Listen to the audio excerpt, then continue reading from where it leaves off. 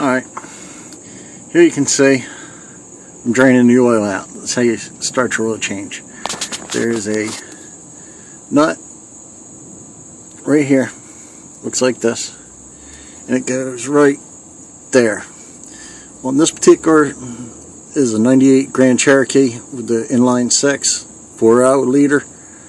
You're going to need a 15 millimeter either socket or a wrench, and you just wait until this oil comes out, and when it's done you put this back in and you put it in hand tight. You don't want to over torque it and strip out the threads. And while you're under here waiting for that to drain, this might be better when your 15 millimeter nut is right there, and that's your drain plug, and you use either 15 millimeter wrench or a socket. And you know, it's draining here. It's at the bottom of your motor. That's in the bottom of your oil pan. You can see that, you can tell where it's going to be because it's the lowest place in the oil pan, so it drains nice.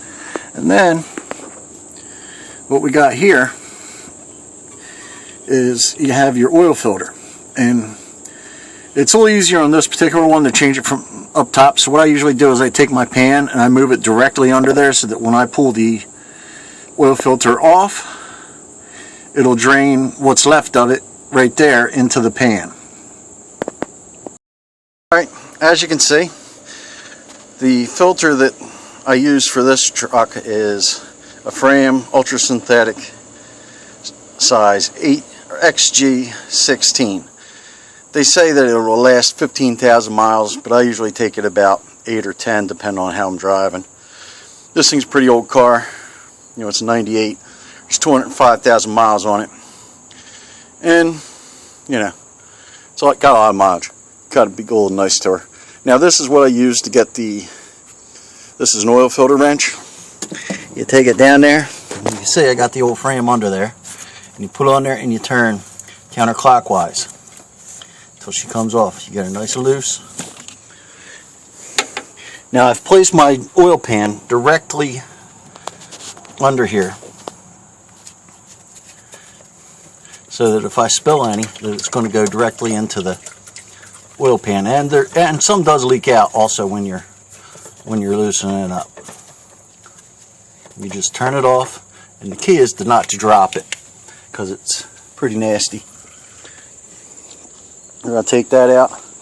And one thing I like to check for on this is I like to make sure that that gasket came off with it, because if it doesn't and you go to put your other one on, it'll leak and you're going to lose several quarts of oil, or at least a couple.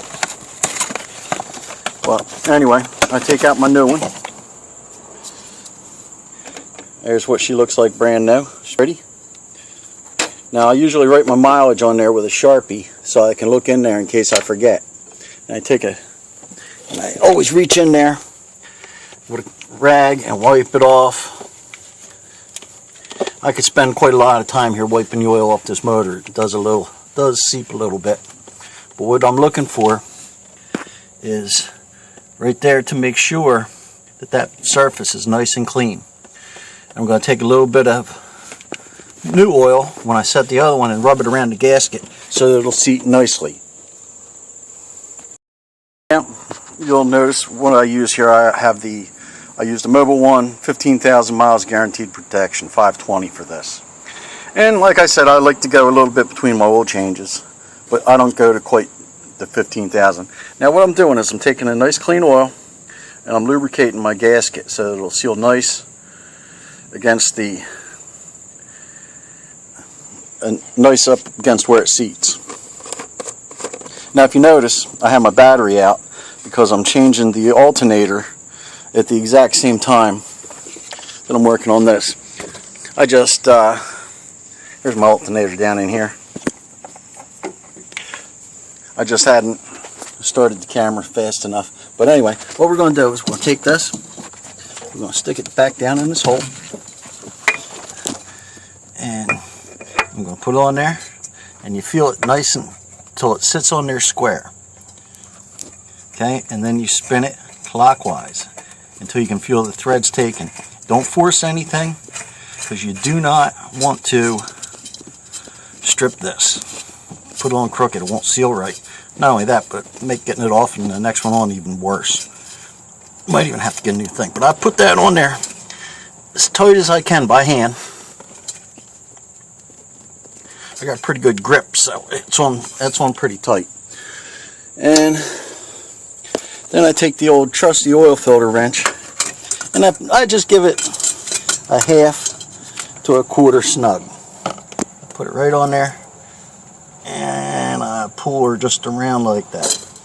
Then I slip it off, and now everything's back on. I put the oil plug back in on the motor and the oil pan. I've put my new filter on. Now I'm ready to put in about 6 quarts of that Mobil 1 synthetic 520 that's supposed to last for 15,000 miles. Okay, here's my filter that I use. I mean the funnel, and I've already put in 5, but this car always takes 6. I guess there's one in the filter pretty much, but I had one in there. And how I knew I had 1 quart in there is if you look on the can here, there's little notches. One side's for quarts, one side's for liter. This particular bucket had 5 quarts in it at one time, and there was about 1 left in there, so I just put my 6 quart in there. Remember, once this is all drained down and everything, you start your motor, you check for leaks around the filter, check for leaks around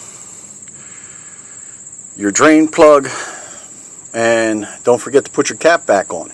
And then check the level after you've run the truck for a little while. You know, just a couple minutes, make sure there's no leaks. Alrighty, there you go.